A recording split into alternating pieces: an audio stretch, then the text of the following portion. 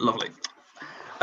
Zack, great to speak to you, and thank you for taking time out of what is a busy schedule to speak to us on Radio Manchester. We're going to talk about the organisation you've set up, VOYCENOW, and the great work that it's doing. But the reason it came about is where I want to start this interview, and that takes us back to the 25th of May 2020, the death of George Floyd.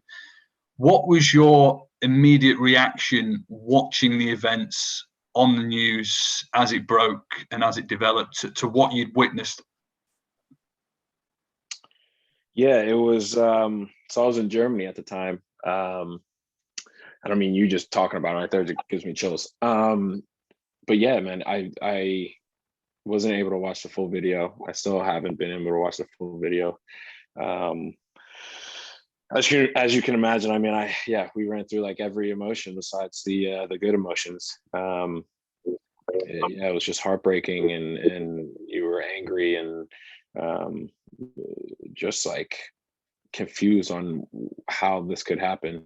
But right then and there, I knew that I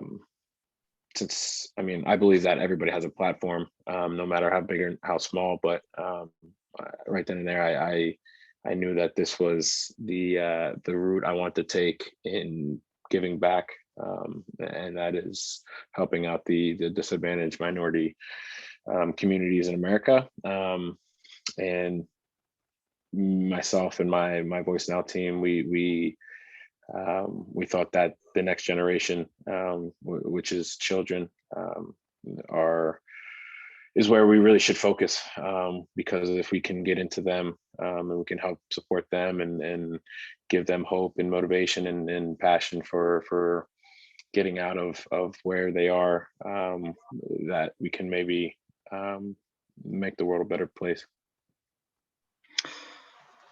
We'll come on to perhaps your upbringing in a minute as well, but again, just talking about George Floyd, the following days, the weeks, months that followed the protests, the Black Lives Matter movement, how important was that to you, but also in terms of history, the solidarity that we saw with many across the world, worldwide, this Black Lives Matter movement protests and solidarity. So how did that make you feel? Yeah, I mean, again, just to see all of the protests, like you said, and all that stuff going on worldwide, not just in America or not just in Minnesota. I mean, that was, again, it gave me chills, and to know that, wow, there are a lot of people that see this that are disgusted with what's going on, and they want change, and they're standing all together. And that right there is what's gonna help change the world and make the world a better place. So when we look back through history, as we say, and this is a significant moment, it has been a significant moment. What was your upbringing like? A small town in Pennsylvania.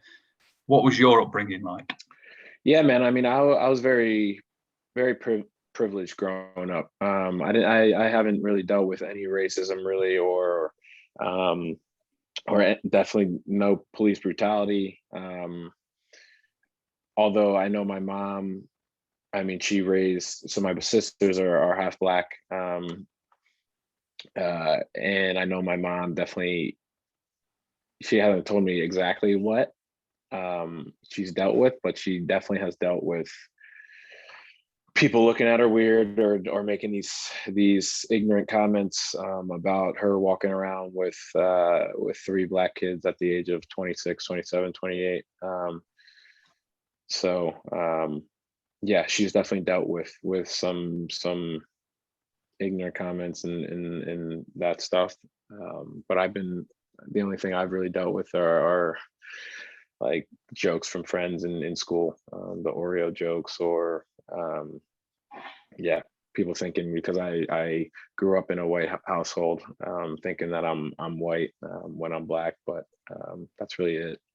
But I mean, we've all seen the videos, we've all seen comments on social media and news, different stuff. So we all know that racism's everywhere, and police brutalities in America is at a very it's at a high. So we all know what's going on.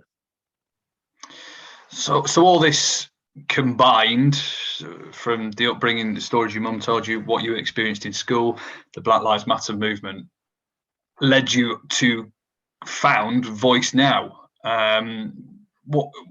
Why at that moment? Why was that the moment for you to do something, to change something, and really bring out something influential to help other people? Yeah, so I mean, I feel like for a lot of people at that moment, seeing that video, everybody was just like, okay, this is the line. Obviously the line's been crossed many other times, and we've seen videos of similar instances or racism, and we share it to our social medias, but then 2 days later there's something else going on in the world that we share, or we have a game and we're focusing on that. So I feel like the line was already crossed, but the killing of George Floyd was like, wow, okay, we gotta speak up, we gotta stand up and say something. We cannot let this just be brushed under the rug. And I feel like for millions of people, they felt the exact same. And so yeah, I know that I have a big community of friends who I've met just from playing soccer, playing football, and I know that we as athletes, there's people that pay money to come to our games, pay money to wear our jerseys. They'll come to do these different activities with us off the field. They follow us on social media because they care and they want to see what we're like and that stuff. So why not use our platforms that we've worked hard to build for good, as well as for our own personal branding and unselfish ways, right? What does Voice Now do then? Tell us about the organization and the brilliant work you do. Yeah, so at first it was all about using our voices. That's why it's called Voice Now, and just to speak up on these ugly instances that happen, and have those conversations with our fans, with our friends, with our families, and just be open-minded and have those conversations, and then that's how we can really start some actionable things that will hopefully in time change the world and these things that happen. So that was at first, that's what we wanted to do. So right now, I mean, we had a lot of people, but now we have a community of over 150 athletes who are determined to help speak out and want to be actionable and help these disadvantaged people who are put into these bad situations. And now we're almost a year into, it's almost going to mark a year at the end of May of Voice Now. And we have first, we're focusing on 7 areas of impact, which is the Maryland, DC, Washington, DC area, Boston, Columbus, Chicago, LA, Minneapolis, and then Philadelphia. And we have a minority education fund. And at first we started with technology because of COVID, and we found out that a lot of kids were struggling, a lot of minority kids who didn't have the money for these types of things like laptops or books, were struggling to keep up with virtual schooling. And since then we've expanded to cover extended club hours, providing 2 meals a day at these clubs. The clubs and these clubs are in these cities are the Boys and Girls Club of America. And then after school we're also helping fund after school programming and emphasis on sports and activities of that nature. Obviously, because we're all athletes, and then because we believe that sports really help bring in all types of walks of people and walks of ethnicities together for one goal, and that's to win games and become a team and bond and get to know each other. And so we've raised $105,000, with 100% of that going all to these clubs and to these kids.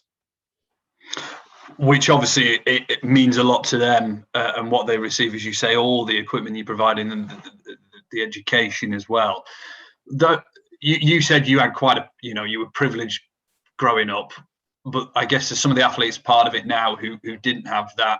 What have they said, or even to yourself, what have they said that would have meant to them if growing up they had inspirational people who not only they could look up to, who were succeeding in the world, but also giving back, giving them help to maybe one day get that step up, I guess?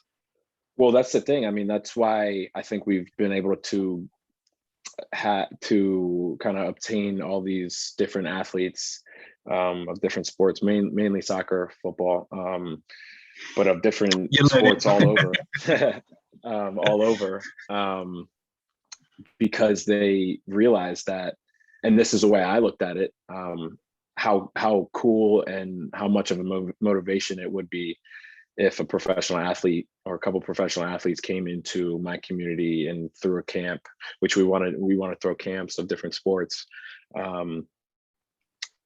Once COVID allows us to do that, and we want to get into these communities and go to these clubs and meet these kids and create relationships with these kids and their families, so that we can give them that motivation, that passion, and that hope and the dream that they can.